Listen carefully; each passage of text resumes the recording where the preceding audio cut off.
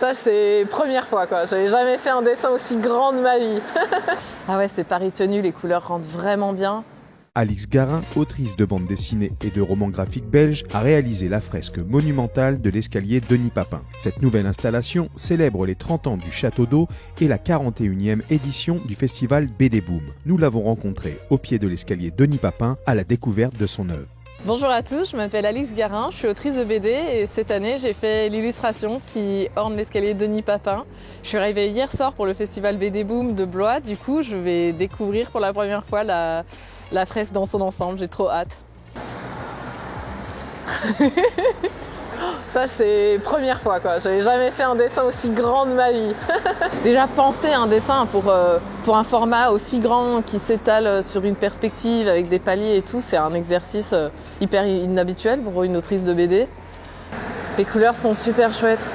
Ça claque, ça donne du peps à la ville pendant cette période un peu automnale, tristoun. Et là, je vois que ah ouais, c'est pari tenu, les couleurs rendent vraiment bien. Quelles ont été les consignes de départ ?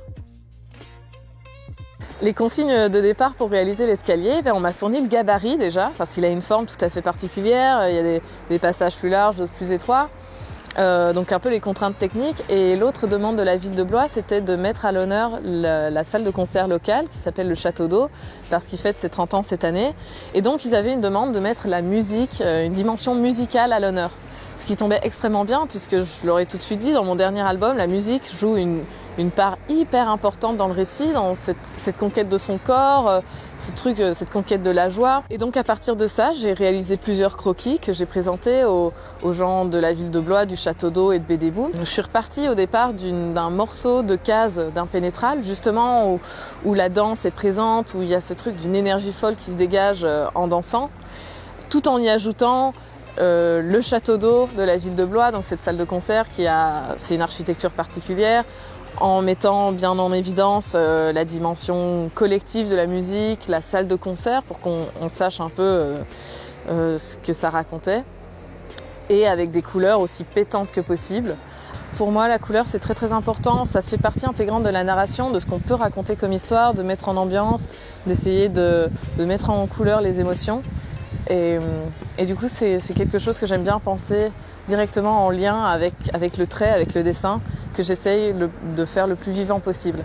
Pour moi, il faut que le dessin, ça dégage une énergie pour justement pouvoir soutenir les histoires et que les lecteurs et les lectrices puissent s'identifier au personnage via son expressivité, quoi.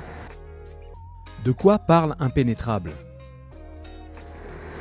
Et donc Impénétrable, c'est mon deuxième album, il est sorti au mois de septembre, donc il y a très peu de temps. C'est un album qui me tient beaucoup à cœur, parce que là, pour le coup, c'est un récit 100% autobiographique.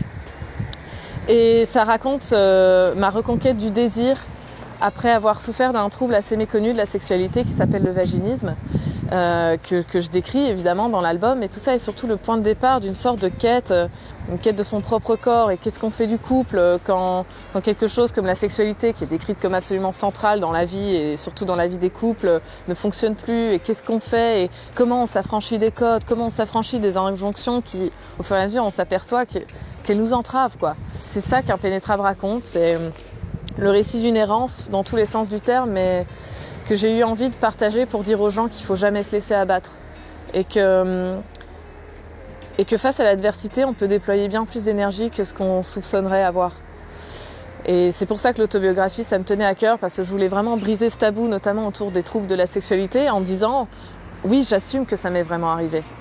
Et donc aujourd'hui, je suis très émue par l'accueil que reçoit ce livre, parce que plein de gens, ils projettent leurs propres expériences, et pas seulement des femmes, mais aussi des hommes, toutes sortes de couples, ou même des gens qui me disent « ah, moi le vaginisme, je connaissais pas, mais pourtant le récit m'a beaucoup touchée ». Et ça, c'est très très gratifiant, parce que c'était vraiment une intention de départ, c'est de pas juste ramener tout à ce sujet-là, mais plutôt se dire quand on trébuche dans la vie, comment on fait pour se relever. Et du coup, vous pouvez retrouver Impénétrable dans toutes les librairies, et aussi ce week-end au Festival BD Boom à Blois. Il est sorti aux éditions Le Lombard. Profitez de BD Boom 2024, avec notamment Alix Garin en dédicace pour son nouveau roman graphique Impénétrable au Salon du Livre. Dimanche 24 novembre 2024, de 10h à midi et de 14h à 15h. Bon BD Boom à toutes et tous.